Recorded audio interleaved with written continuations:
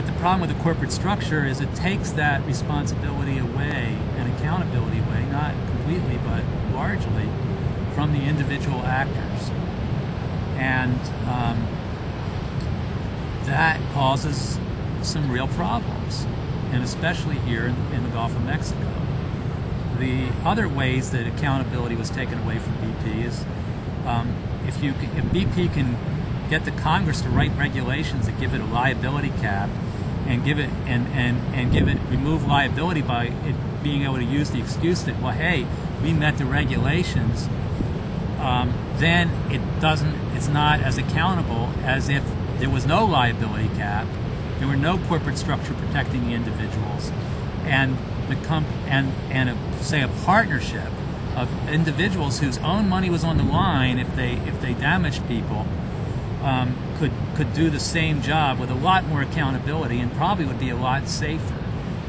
Not only was accountability taken away by the regulatory structure, and of course now there's a big scandal in classic fashion. They bought all the regulators, just like they bought at least half the Congress so they could get that $75 million liability cap, which now after the horses have long left the barn is being addressed, because of course the public is angry, and rightfully so, and hopefully they'll express some of their anger in November.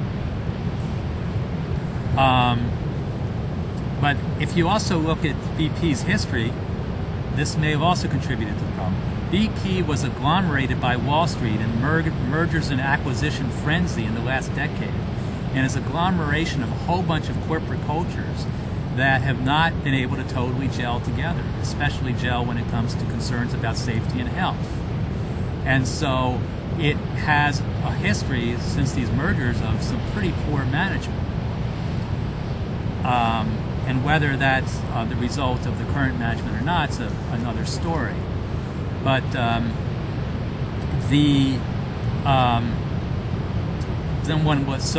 once again, like all the biggest tragedies right now, at least a portion of it goes back to Wall Street. And there's some big structural problems with Wall Street. Wall Street gets to create money out of thin air when it makes debt. So it loves to get big corporations that are its clients into debt because it makes fees on creating that debt. And that debt's created out of thin air. So to a certain extent, from the standpoint of the society, when you create money out of thin air, it's really hard to tell the money that Wall Street creates from the money that might be created by somebody who was given a license to counterfeit. So one might consider it actually counterfeit money, and from a social standpoint it has many of the same results. There's more money out there, but it's even worse because the money's in the form of debt, so then the public gets all indebted, and so do all these companies, possibly forcing them to make shortcuts just so they can pay off their debts. But the other problem with Wall Street is before the late 70s, Wall Street was mostly private partnerships. And the beauty of private partnerships, which is a much more traditional structure of human interaction, the beauty of private partnerships is the individual partners were liable. Their fortunes were liable if that partnership did irresponsible things. And by Wall Street then adopting the corporate structure, now the corporate structure was, as we said, invented by the Queens and inherited by the U.S. Congress to protect the big moneyed interest in this country from accountability. So I believe that most progressive San Franciscans in this town really want to start to have representatives who want to bring back accountability and in our business environment. And I sincerely doubt that my opponent understands this issue or cares about it. She may pretend to, but we haven't seen any evidence in action that bringing real accountability is a priority. The recent so-called Financial Reform Act didn't take care of the substance. It didn't take care of the fact that Wall Street is guaranteed its losses in the form of the Federal Reserve. it gave the Federal Reserve, which is essentially owned and operated by the banks, and the banks exert political pressure, tremendous political pressure, to put their own in running the Federal Reserve. They have to have a portion of their management run through the President and Congress, but the President knows that if it doesn't keep the Federal Reserve happy, the Federal Reserve can ruin a president's term. President Kennedy understood this, and he decided, when the Federal Reserve was trying to basically tilt the '64 election in favor of Republicans, President Kennedy decided to start printing, have the federal government itself print money in the form of silverback certificates, so that he could prevent the Federal Reserve from making a recession just in time for him not to be elected. So the bankers and the system that they have controls our government to a large extent.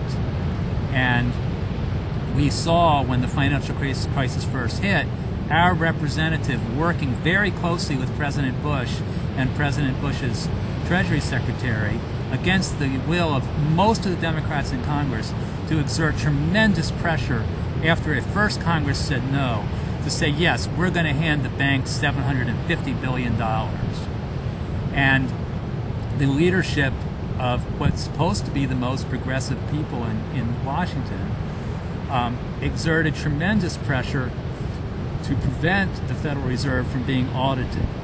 As a matter of fact, there's one very progressive member of the Senate, his name, from Vermont, his name is Sanders, Bernie Sanders, introduced a bill to try to audit the Federal Reserve, and tremendous pressure was put on him by the leadership to walk away from that bill. And so now we have a very weak audit that doesn't really audit anything. So we don't know, though they want to hide behind secrecy. And this is the essence of our corporate culture, is secrecy and irresponsibility. How can you have accountability when you have secrecy? And that accountability, that structure is what funds and owns and operates large corporations like British Petroleum, and that is the essence of the irresponsibility and the poor stewardship of our planet. So all these things do tie together, and I hope that you'll consider in November voting for someone who really wants to bring accountability back to our economic system so that we can have strict accountability for our planet. Thank you.